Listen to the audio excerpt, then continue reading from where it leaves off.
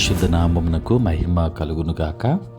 క్రీస్తునందు ప్రియ దేవుని బిడ్డలారా, ప్రభు అయిన యేసు క్రీస్తు పరిశుద్ధ నామములో మీ అందరికీ ఈ ఉదయకాల శుభములు తెలియచేయచ్చు ఉన్నాను. ఈ దినమంతయు మీకు మీ కుటుంబానికి దీవెనకరముగాను ఆశీర్వాదకరముగాను దేవుడు అనుగ్రహించాలని మీ కొరకై ప్రార్థిస్తూ ఉన్నాను. నేటి దినము కొరకు ఏర్పాటు చేయబడిన దేవుని వాక్యము యోహాను సువార్త 13వ అధ్యాయం 35వ వచనం. మీరు ఒకని ఎడల ఒకడు ప్రేమ గలవారైన ఎడల దీన్ని బట్టి మీరు నా శిష్యులని అందరూ తెలుసుకొందురు అనెను. ప్రియులారా, నేటి దినము కొరకు ఏర్పాటు చేయబడిన ధ్యానాంశము ప్రేమ గలవారై ఉండుడి. ప్రియులారా, సిద్ధాంతం, ఆచారాలు, పాపం పట్లున్న ద్వేషం, దేవుని పట్లున్న ప్రేమ వ్యక్తీకరణను బట్టి మనం యేసు శిష్యులమని మనుష్యులు తెలుసుకుంటారని ఆయన చెప్పలేదు. ఆయన అనుచరులంగా ఇతరుల పట్ల ఉన్న ప్రేమ లోకం గుర్తించే లక్షణమని ఆయన చాలా స్పష్టంగా చెప్పారు. ప్రియులారా,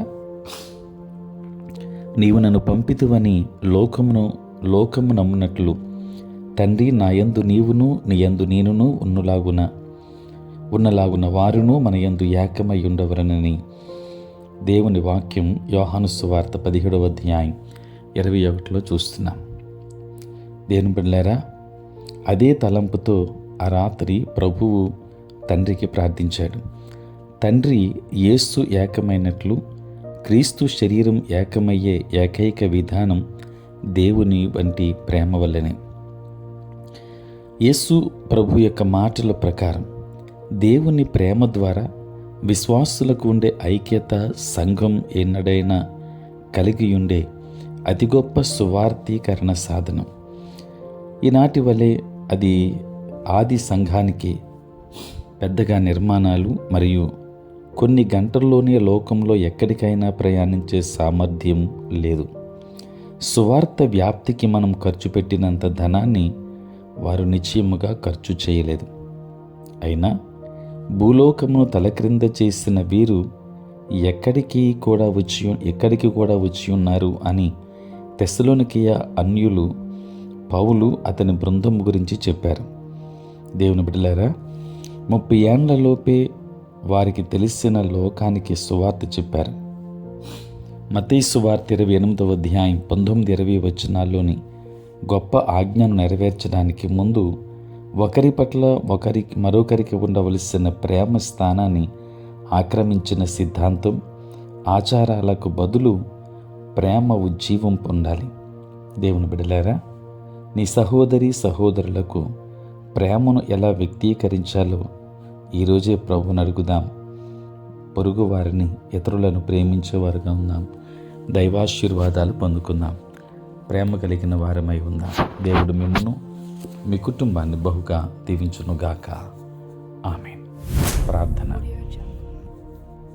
పరిశుద్ధుడైన తండ్రి, ప్రేమ కలిగిన ప్రభువా, మీ పరిశుద్ధ నామమునకే వందనాలు, స్తుతులు, స్తోత్రాలు చెల్లిస్తూ ఉన్నాం. రాత్రంతయు కాపాడి సంరక్షించి సుఖనిద్రను దయచేసి మా జీవితంలో మరి యొక్క నూతన దినాన్ని మేము చూడగలిగే భాగ్యం మీరు మాకు ఇచ్చినందుకే స్తోత్రాలు. ఈ దినమంతా కూడా మీ సన్నిధి మాతో ఉంచండి. మీ ప్రసన్నత మాకు దయచేయండి. నేటి మా పనులలోనూ ప్రయాణములలోనూ పరిచర్య అంతటిలో తోడుగా ఉండండి. ఉద్యోగస్తులు, వ్యాపారస్తులు, కష్టపడి పని చేసుకుంటున్న బిడ్డలందరినీ దీవించండి. చదువుకుంటున్న బిడ్డలకు కావలసిన జ్ఞానమును మీరు ఇవ్వండి. నాయన, సార్వత్రిక సంఘాన్ని దీవించండి. సేవా పరిచర్య చేర్చిన నీ ప్రియ సేవకులను, వారి కుటుంబములను, ప్రయాణములను ఆశీర్వదించండి. పరిచర్యలు తోడై ఉండండి. మారు మనసు లేని వారికి మారు మనసునివ్వండి. రక్షణ భాగ్యమును ప్రతి ఒక్కరికి దయచేయండి. దేవ, పుట్టినరోజు, పెళ్లి రోజు జరుపుకొనుచున్న బిడ్డలను దీవించి నూతన ఆశీర్వాదాలు వారికి దయచేయమని దేవాన్ని సన్నిధిలో ప్రార్థన చేస్తూ ఉన్నాం. కృప కలిగిన తండ్రి, అనేకమైన సమస్యలతో ఉన్నారు. ప్రతి ఒక్కరికి సమాధానమునివ్వండి. దేవానికి వందనాలు, స్తోత్రాలు. నాయన, అనేక మంది బిడ్డలు ప్రభువా తండ్రి, అనాథలైన వారు ఉన్నారు. అటు బిడ్డలను కూడా మీరు జ్ఞాపకం చేసుకోండి. ఉన్నతమైన ఆశీర్వాదాలు వారికి అనుగ్రహించండి. ఉద్యోగాలు, వ్యాపారములు చేసే బిడ్డలను జ్ఞాపకం చేసుకోండి. దేవునికి స్తోత్రాలు చెల్లిస్తూ ఈ దినమంతా కూడా మీ సన్నిధి మాతో ఉంచమని, నీ కృపా దీవెనలతో నింపమని యేసు నామములో అడిగి వేడుకొనుచున్నాం తండ్రి. ఆమేన్. తండ్రి, కుమార, పరిశుద్ధాత్మ త్రియేక దేవుని దీవెన సదా మీకును మీ కుటుంబానికి తోడై ఉండును గాక. ఆమేన్.